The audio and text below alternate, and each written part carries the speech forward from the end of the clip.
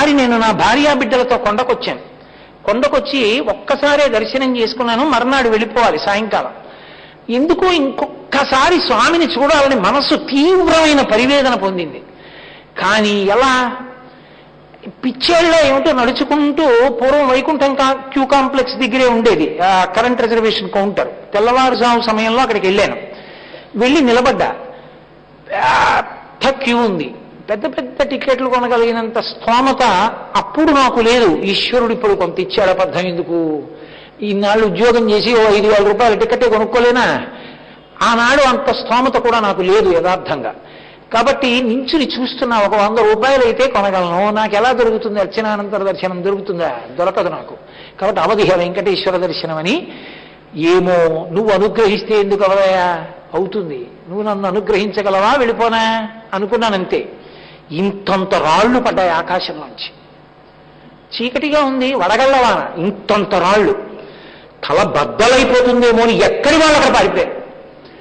అందరూ పారిపోతే నేను ఆ క్యూలో పారిపోయాను.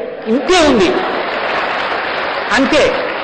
2 పడితే పడ్డాయేరా అని చేతి మీద పెట్టుకుని నించున్నా. చిన్ని ఏవో పడి పక్కకి పోయి ఆ షెల్టర్ కిందకి వెళ్ళిపోయా. ఇలా వెళ్ళా. అర్చనానంతర దర్శనం దొరికింది. స్వామి నన్ను రక్షించామనుకుని వెళ్ళిపోయా దర్శనం. పిలిస్తే పలుకుతాడు. నన్ను నమ్మండి. నేను ఏదో కంఠశోష ఉపన్యాసం చెప్పానని మీరు అనుకోవద్దు. నేను పరమ ఆర్తితో నమ్మి చెప్పుకుంటున్నది ఇది తప్ప నేను ఏదో సంతోషానికో సరదాకో ఏదో నాకు 4 మాటలు వచ్చనో నేను చెప్తున్నానని మీరు దయచేసి అనుకోవద్దు. నేను నమ్మి చెప్పుకుంటున్నాను మీకు. నేను చెప్పుకోలేను నా వ్యక్తిగత అనుభూతే పలికే దైవం వెంకటేశ్వరుడు. అంతటి గొప్ప స్వరూపం మహానుభావుడిది. రామున్నాడు మమ్మల్ని రక్షిస్తాడు. అది వెంకటేశ్వరుడు అంటే. ఊరు వాడ ఆయన మీద నమ్మకమే.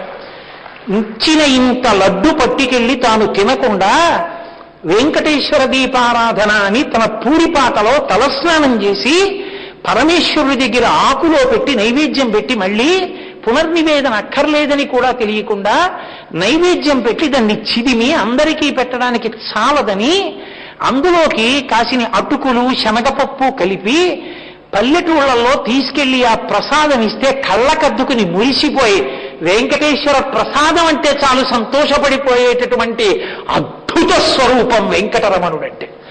ఊరూరా వాడవాడ తెలిసిన వారికి తెలియని వారికి నా తండ్రి పెద్ద దిక్కు. అంత గొప్ప అవతారం వెంకటేశ్వర అవతారం. అందుకే ఆయన చేత అనుగ్రహింపబడని వాడు లేడు.